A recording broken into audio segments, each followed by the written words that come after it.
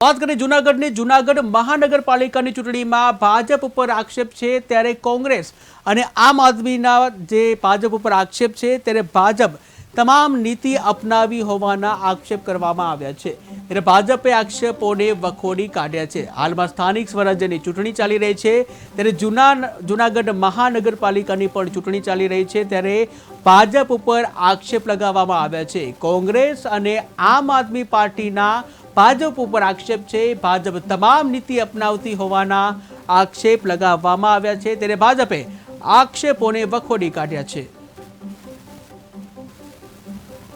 जूनागढ़ महानगरपालिकानी चूंटणीनी तमाम प्रक्रियाओ पूर्ण थई छे त्यारे आमां महानगरनी अंदर क्यांक ने क्यांक राजकीय पार्टीओए लोकशाहीनुं हनन कर्युं छे।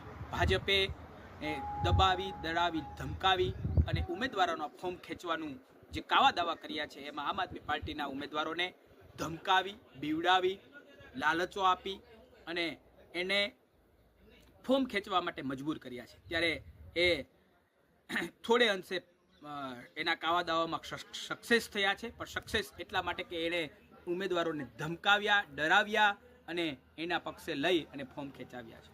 લોકશાહીનું હનન એટલા માટે કહીશ કે કોંગ્રેસે પણ આમ ભાજપને ટેકો આપ્યો છે। કોંગ્રેસે એને જે ફોર્મ ખેંચવાનો રેશિયો છે એ ખૂબ ઊંચો રહ્યો છે અને કોંગ્રેસ અને ભાજપે મળી અને લોકશાહીનું હનન કર્યું છે ત્યારે આમ આદમી પાર્ટીના સિપાહીઓ અકબંધ રહ્યા છે અડીખમ રહ્યા છે।